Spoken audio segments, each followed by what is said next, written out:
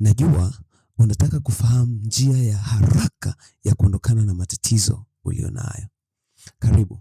Katika podcast ya leo tutazungumza ni kwa nini watu wa Mungu hukutana na vikwazo, majaribu na nyakati ngumu katika maisha yao.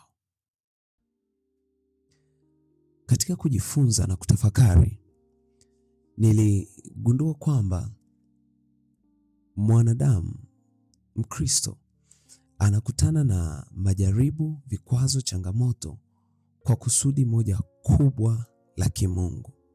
Na kusudi hilo ni kukuinua kutoka katika hatua moja uliokuwepo kwenda katika hatua nyingine. Lakini katika mchakato huu wa kuinuliwa kutoka hatua moja kwenda hatua nyingine, adui huleta upinzani. Na upinzani anaouleta mara zote anakuwa amekusudia kukuweka chini, kukuangamiza au kukupoteza katika lile kusudi la Mungu. Sasa leo tunaangalia ni kwa njia gani unaweza ukaondokana na hayo kwa haraka. Kwa sababu nimejifunza pia kwamba kadri unavyoendelea kubaki katika hali mbaya ndivyo unavyozidi kupunguza uwezo wako wa kuondoka hapo. Kwa hiyo ili uweze kuondoka kwa haraka, utafanya nini? Rahisi, jibu maswali makubwa mawili. Swali la kwanza, je, nipo katika kusudi la Mungu? Je, hili limenikuta nikiwa katika kusudi la Mungu? Na utagunduaje kwamba sio kusudi la Mungu? Utaangalia msukumo wako wa kufanya hilo jambo. Ukiona msukumo wako umetokana na mazingira, watu watakuonaje, watu watakutafsirije, au umefanya kwa sababu kuna manufaa ya kifedha, kuna faida, alafu ukajikuta kwenye matatizo, ni wakati wa kupumua na kurudi kulitafuta kusudi la Mungu.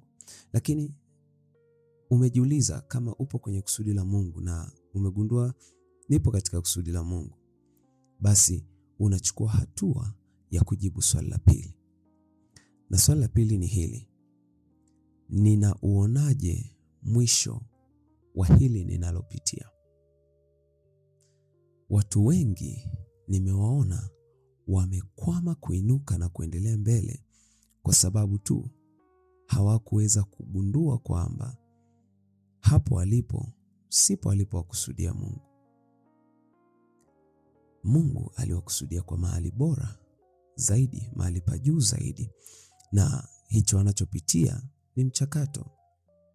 Kwa hiyo huyu mtu anashindwa kutoka hapo kwa sababu tu ameuweka mwisho usiokuwa bora, ameweka mwisho ambao ni hasi badala ya chanya.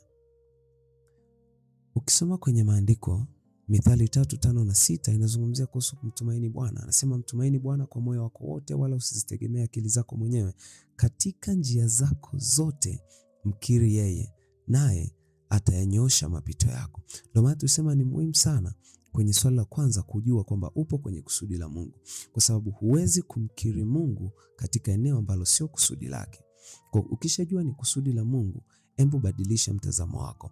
Anza kukiri ushindi, anza kufurahi kwamba nipo katika hatua ya kwenda kuinuliwa. Nipo katika hatua ya kwenda kufikia mwisho uliokuwa bora zaidi ya mwisho niliokuwa nao. Na utashangaa namna ambavyo baada ya kuanza kukiri au kuona mwisho mzuri, mabadiliko yatatokea kwenye namna unavyokabiliana na changamoto zako. Hazitakuwa tena changamoto, hazitakuwa tena upinzani, haitakuwa tena vita. Badala yake itakuwa ni mshirika katika kukupeleka katika lile kusudi la Mungu. Kwa tumesema jambo la kwanza, jiulize, nipo kwenye kusudi la Mungu? Kama jibu ndio, nenda kwenye swali la pili. Kama jibu sio, rudi. Ukishasema jibu ndio, basi jibu swali la pili: ninatafsirije, ninauonaje mwisho wa hili ninalopitia? Ukianza kutengeneza mwisho chanya kwamba Mungu ana mawazo makubwa zaidi ya haya, utaona mwisho wako ukienda kuwa bora, na lile uliloliona tatizo ghafla linageuka kuwa sio tatizo bali mshirika katika kuinuliwa kwako. Mungu akubariki sana.